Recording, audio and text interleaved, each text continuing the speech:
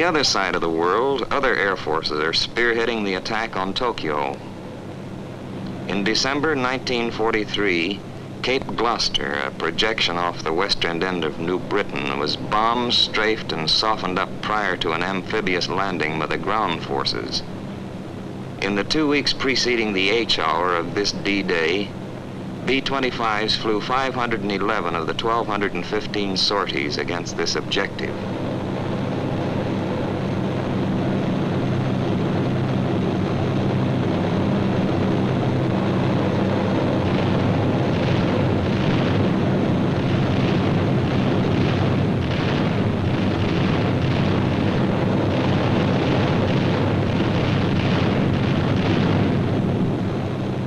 From December 10th through December 26th, D-Day, more than 3,000 tons of bombs were dropped on gun positions, coastal installations, beach and bivouac areas, and thousands of rounds of ammunition and 75mm shells were poured into Japanese positions.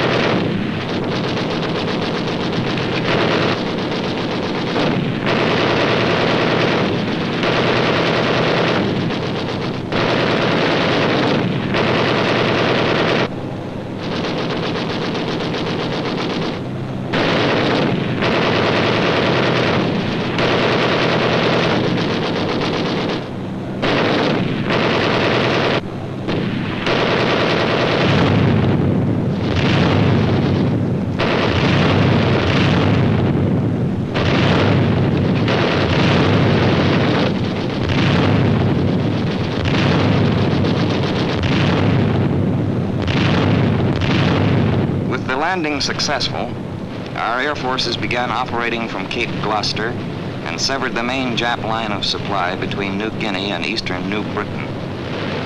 Many of us who helped advance the bomber line to Gloucester were trained in the 3rd Air Force.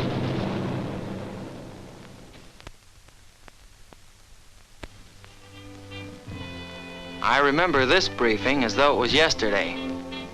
The mission? To escort B-17s on a strike against Emden, Nazi U-boat base. You fighter pilots are going to be invited to a lot of briefings, just like this one. At every briefing, you listen to learn, because in combat there'll be no time to learn. You'll find that out on your first mission over enemy territory. You'll find out, too, it's the things you learn in fighter training that help bring you back again. At least that's the way it worked with me. Ground school, tactics, flying, they're all of equal importance. Don't ever forget that, men. The enemy is smart, we all know it. But the odds are with you, and I'll tell you why. Your planes are better. Your period of training is longer and more complete. You're not subjected to daily bombings while you learn to fly. And everything you use every day, food, gasoline, clothing, equipment, is tops. Aside from all this, the enemy is kept busy moving bases and maintaining their supply of combat and training planes, which are constantly being destroyed by our forces.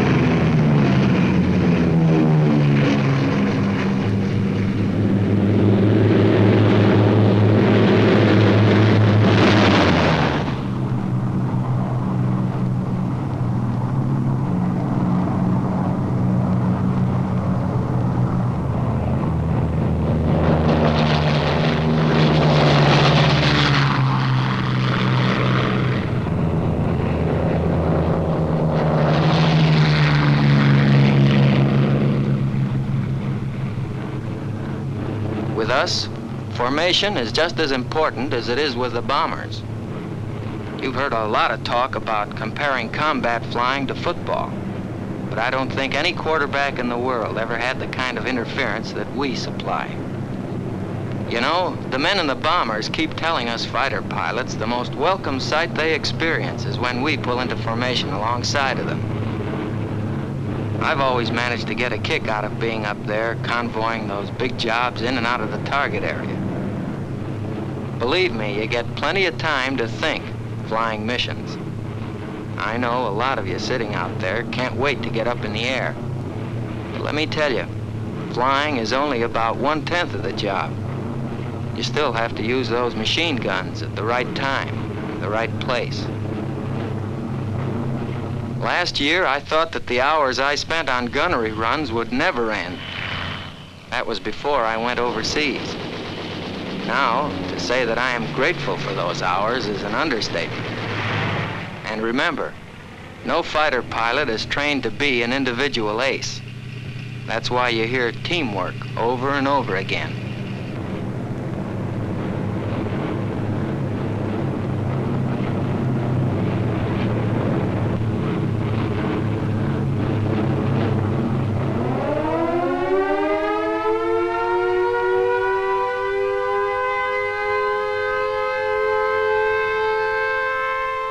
No, the Nazis aren't asleep.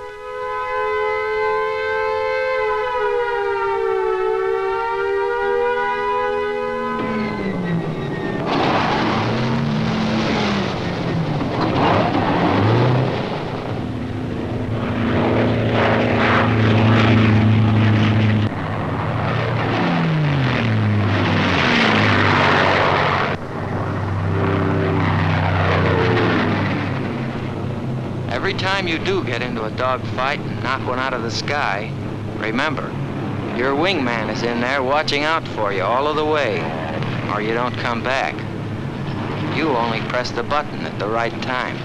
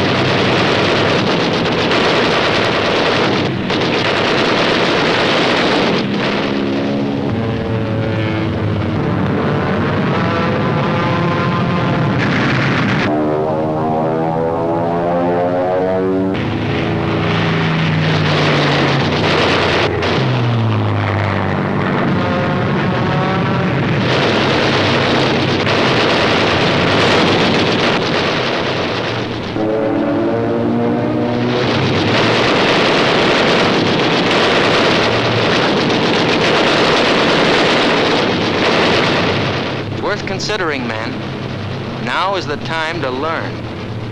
Know your enemy, shoot accurately, and shoot first.